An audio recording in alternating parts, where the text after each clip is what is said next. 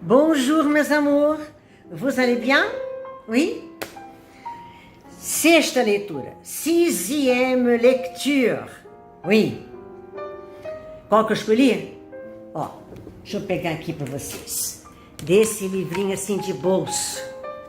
Esse livrinho de bolso. Aqui vocês têm 7 volumes. De um dos maiores escritores franceses. Sim. Marcel Proust. De quando ele é, Ângela? Deixa eu pousar porque é um pouquinho pesado. Ele nasceu em 1871, em Paris mesmo. Quem era o presidente da França era o Adolphe Thiers, que foi o presidente que acabou com a revolta La Commune, acabou de uma maneira assim muito violenta, Não precisava, aliás, não vamos falar nisso agora. Então, ele já nasceu no primeiro ano da Terceira República. Sim, a primeira, lembram? 1792, depois da Revolução. A segunda, 1848, quando ganhou como presidente depois da Restauração. Quem ganhou as eleições foi o sobrinho de Napoleão Bonaparte, Louis Bonaparte, que depois deu o golpe de Estado, se transformou no imperador Napoleão III. Guerra com a Prússia em 1870, perdeu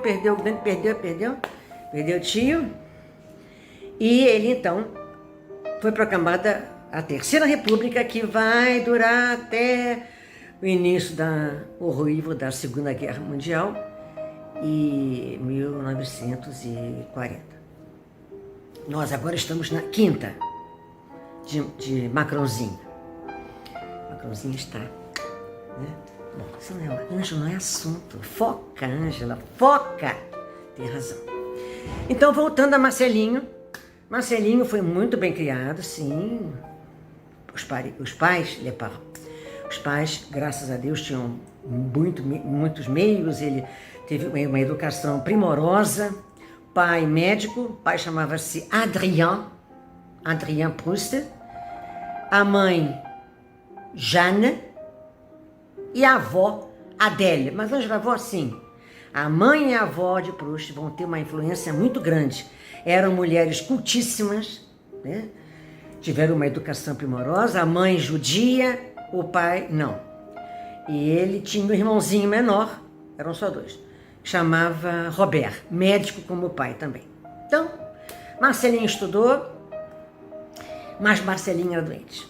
Ele tinha asma. Sofreu muito e morreu disso. Morreu jovem por isso. Teve uma vida desregrada, muita festa, ele adorava uma festa, uma fofoca. E a gente, quando lê, assim, esse livrinho de bolso, são os 7 volumes aqui, de À la recherche du temps perdu, a busca do tempo perdido. Na verdade, a gente vai, depois que a gente lê, discute, reflete, porque não é um livro assim que você, hoje vou ler Proust. Aí você começa, não, você tem que sentar para ler Proust, né? Para entender, né? Sim, referência com dicionário, um bom dicionáriozinho do lado. E ele então, ele escreveu outros livros antes, mas quando ele começou a fazer essa maravilha aqui, isso aqui é maravilha. Nós hoje vamos ler um trechinho só do primeiro livro, que é o Du Côté de chez Swann. São 7, queridos. Du Côté de chez Swann, À l'ombre de jeunes filles en fleurs. Por esse segundo, ele ganhou o prêmio Goncourt.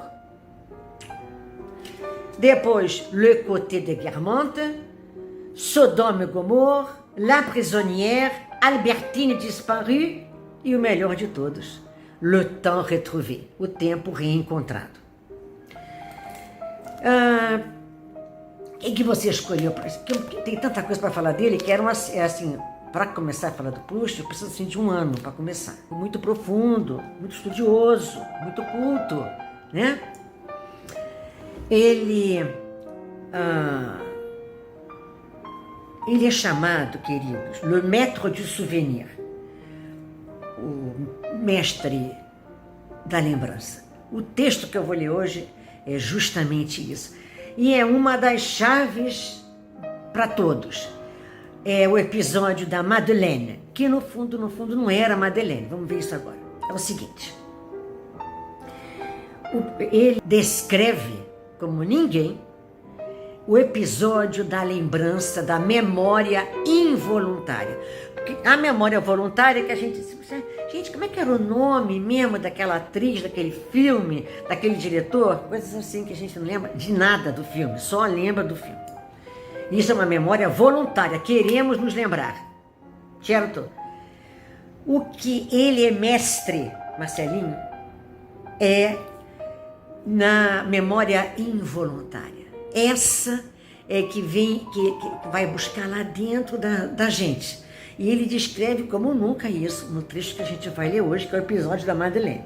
Por que você falou que ele podia ou não ser Madeleine? Porque vocês acreditam, não era Madeleine no início. Era uma biscotte. Sabe o que é biscotte? É aquela torradinha que já vem de pronta. Tipo balduco, essas coisas assim. Tem a torradinha que a gente faz fresquinha, que é toast. E tem a torradinha que você já compra pronta. Era um pedaço de biscotte que ele estava comendo junto com o chá. Mas depois ele reescreveu e mudou para Madeleine. É mais bonito também, fica mais assim, poético, né? Musicalmente. Acho que foi isso. Para a gente saber, só indo no centro espírita mesmo, para saber por que ele trocou uma coisa pela outra. Não importa, nada disso importa. O que importa é a escrita dele, é a criação dele. É incrível. Para nós que amamos literatura, que gostamos de estudar a língua e tudo, né? A gente, quando você vai lendo, você vai vendo que dom. Né? E ele, nesses 7 volumes aqui, é uma busca dele próprio, para saber para que eu estou aqui, para que eu nasci, qual é a minha função aqui. A gente quantas vezes faz essa pergunta, não é isso? A gente vai respondendo ao longo da vida. Né? Uma vez os alunos me perguntaram isso, me lembro bem a sala que eu estava na PUC, sala 516, L. E eles me perguntaram, eu perguntando para cada um deles, porque sempre fica, ai Ângela, será que eu estou fazendo mesmo o que eu quero? Engenharia, ou matemática, ou letras, ou psicologia, ou filosofia, relações internacionais. E aí eu conversava muito, eu tenho tanta saudade disso que vocês não têm ideia, a saudade que eu tenho dessas conversas em turma com eles. Né? Então uma vez eles voltaram para mim a pergunta, né? Por que você nasceu? Para que você está aqui com a gente? Eu falei, primeiro porque eu quero, né?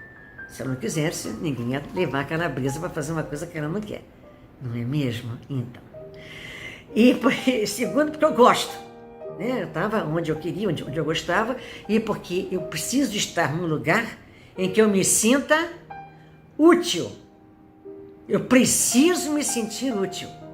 Aqui em casa, com os netos, com os filhos, com os amigos, com as pessoas na rua, que eu nunca vi mais gordo, mas, sabe, dinheiro eu não tenho, mas eu posso ajudar com palavras, com abraço. Abraço comigo mesmo. Vamos lá ao nosso querido. Então eu estou lendo o primeiro livro, olha aqui, queridos, Du côté de chez Swann, Charles Swann. Quem era, Ângela? Era um burguês rico e muito culto, sabe? Era um homem muito especial. Ele era diferente de Proust no sentido de que ele nunca conseguiu escrever um livro. Ele sempre quis escrever sobre a vida de Vermeer, pronunciem como vocês acharem melhor, esse pintor holandês pelo qual eu sou apaixonada, por ele, por Rembrandt, que eu ainda dá para dizer, mas Vermeer, aqueles dois Zezinhos, né? Vocês sabem de quem eu estou falando. Ele ia escrever um livro sobre ele, não conseguiu, diferente de Proust, que também estava em busca dele próprio, né? Viu para que ele tinha que escrever, passar para a gente toda essa sabedoria. Vocês não têm uma ideia de como Marcel Proust é estudado. Muito, muito, muito, muito. Vamos lá, Ângela. Não se perca no livro de Côté de Chez Swann e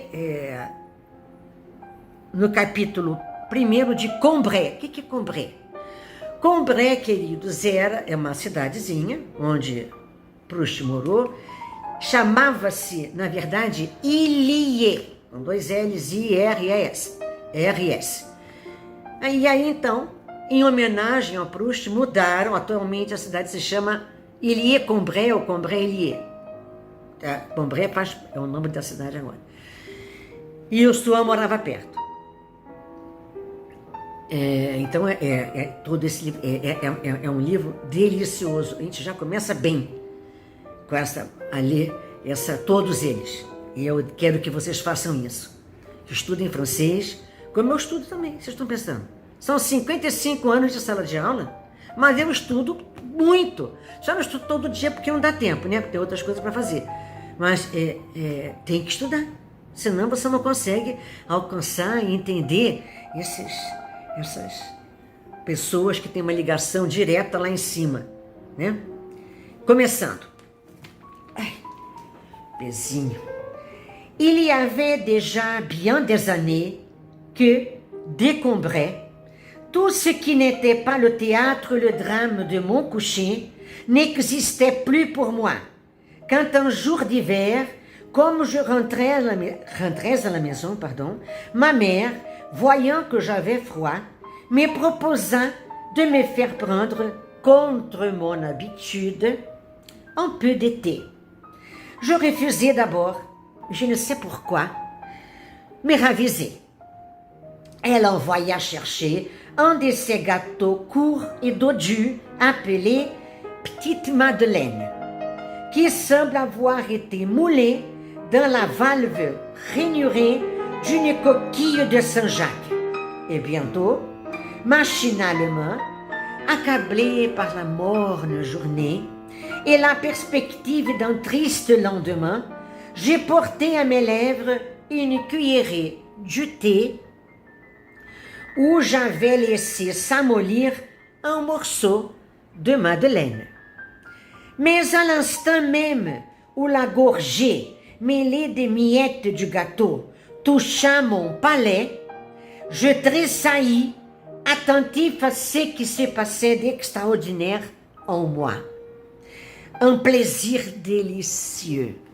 Prestez atenção.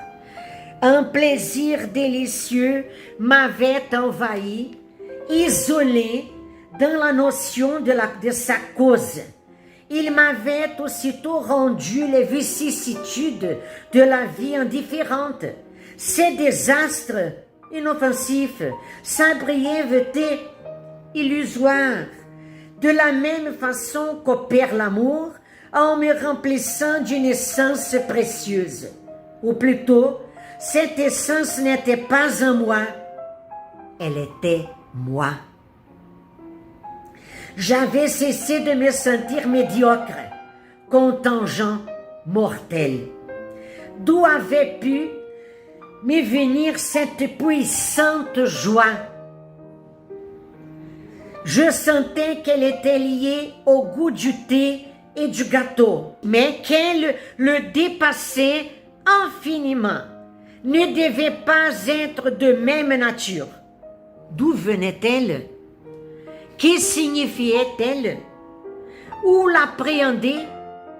Je bois une seconde gorgée, où je ne trouve rien de plus que dans la première. Une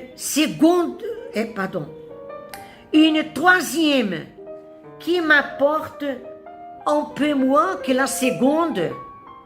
Il est temps que je m'arrête. La vertu du breuvage semble diminuer. Il est clair que la vérité que je cherche n'est pas en lui, mais en moi. Il y a éveillé, mais ne la connaît pas et ne peut que répéter indéfiniment avec de moins en moins de force ce même témoignage que je ne sais pas interpréter et que je veux au moins pouvoir lui redemander et retrouver intact à ma disposition tout à l'heure pour un éclaircissement décisif. Je pose la tasse et me tourne vers mon esprit. C'est à lui de trouver la vérité. Mais comment? Grave incertitude. Toutes les fois que l'esprit se sent dépassé par lui-même, quand lui, le chercheur, est tout ensemble le pays obscur où il doit chercher et où tout son bagage ne lui sera de rien. Chercher, pas seulement, créer. Ele está falando da criação literária também. Il est en face de quelque chose qui n'est pas encore et que seul il peut réaliser, puis faire entrer dans la lumière. Vamos lá? Já havia muitos anos que... Pardon, meus amor. Essa música que vocês estão ouvindo é a minha memória voluntária. Porque essa música a minha mãe tocava. Esse Noturno de Chopin, do Frédéric Chopin, mon amour. Ela tocava magnificamente. E toda vez que nós ouvimos esse noturno, vem à nossa memória Dona Carmen. Carmen Valice Perricone. Então já havia muitos anos que, de Combray, tudo o que não era o teatro e o drama da hora de eu deitar, mon coucher, é a hora que eu ia deitar, era um drama, porque ele só dormia, muito mimado, como eu já falei a vocês. Ele só dormia se a mãe viesse, largasse tudo e viesse lhe dar um beijo, ficar com ele, E ela morava perto do Monsieur Swann. Tinha vezes que ele vinha visitar, ela estava dona da casa, tem que estar junto, né? Mas o Marcelo não dormia enquanto mamãe não vinha dar beijo, ele fazia um drama. Ele mesmo diz, ele reconhece. Tudo que não era o teatro e o drama da hora de eu deitar, não existia mais para mim. Quando num dia de inverno, como eu voltava para casa, minha mãe, vendo que eu tinha frio, que eu estava com frio, me oferecer, me fazer tomar, contra meu hábito, um pouco de chá. Eu recusei primeiramente e eu não sei por que voltei atrás. Ela mandou buscar um desses bolinhos pequenos e fofinhos chamados Petite Madeleine. A gente aqui encontra mesmo com Madeleine.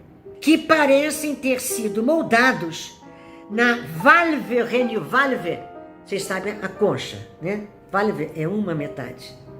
Rainuré sulcada, né? Ela parece que ela foi moldada numa concha, né? Numa concha canelada, sabe? Então, na valve rainuré de uma concha de Saint-Jacques, de São Tiago. E logo, machinalmente, sem pensar, acabei arrasado pelo triste dia, a perspectiva de um dia seguinte igual. Eu levei aos meus lábios uma colher de chá, onde eu tinha deixado amolecer um pedacinho da Madeleine. Mas no instante, atenção, no instante mesmo em que o gole de chá, misturado com miette, com migalhas do bolo, tocou o meu palato, tocou o céu da boca, eu estremeci. Atento ao que se passava de extraordinário em mim. Um prazer delicioso. Aí, vejam só. Um prazer delicioso me tinha invadido, isolado, sem a noção da causa desse prazer. Eu não estava entendendo o que era. Ele me tinha logo tornado as vicissitudes da vida indiferentes. Os desastres, as infelicidades, inofensivas. Esse momento estava transformando tudo. Atenção. A sua brevidade ilusória.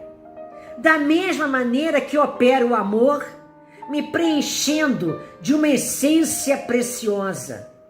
Ou antes, essa essência não estava em mim.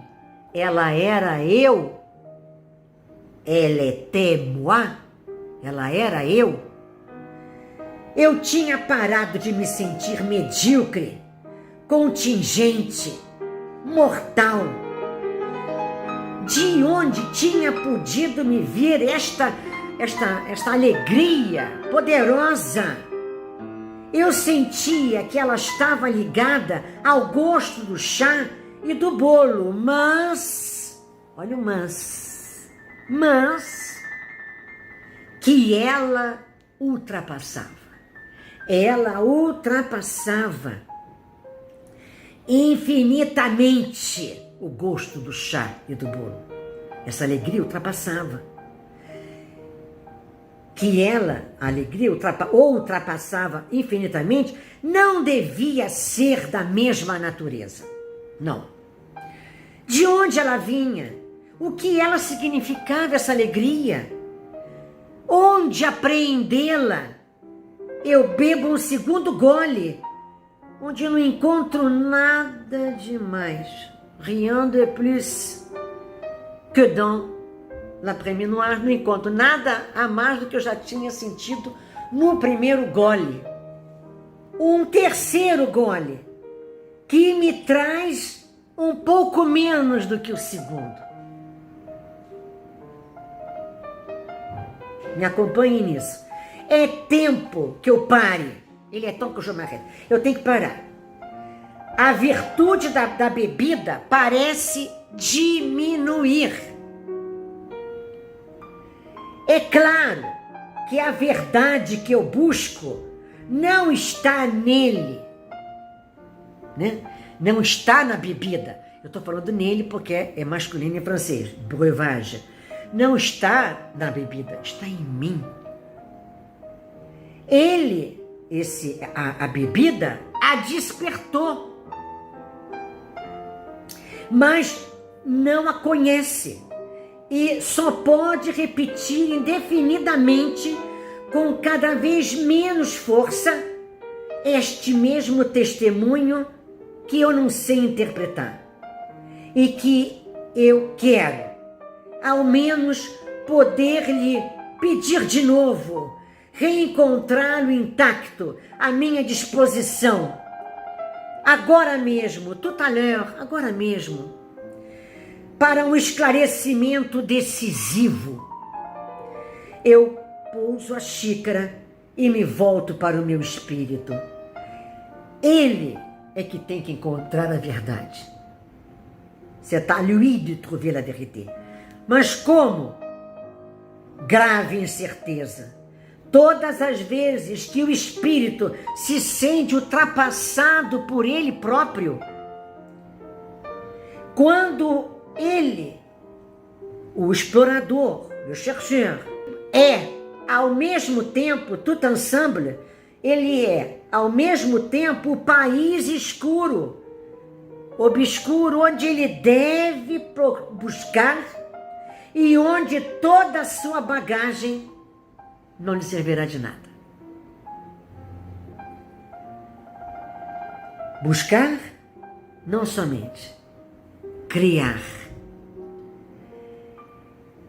Ele está em frente a algo que não existe ainda e que apenas ele pode realizar e depois fazê-lo entrar na sua luz. Esse parágrafo fala dessa memória involuntária a que ele teve acesso. Nós todos temos a nossa Madalena. A nossa Madeleine, nem fica legal falar me vê aí uma Madalena? Não, uma Madeleine. A gente mesmo diz assim. Todos nós temos a nossa. um cheiro, uma música, que é o caso do Noturno, que eu já falei a vocês, no caso dele, um gosto. Quantas vezes? Nós todos temos a nossa, e essa memória involuntária está ligada ao nosso eu interior aqui. É isso que ele fala, o Proust, de uma coisa que é universal. Todos nós sentimos isso. Mas só ele soube escrever. Não é mesmo? Espero que tenham gostado. Eu faço para vocês. E com prazer. Avec plaisir.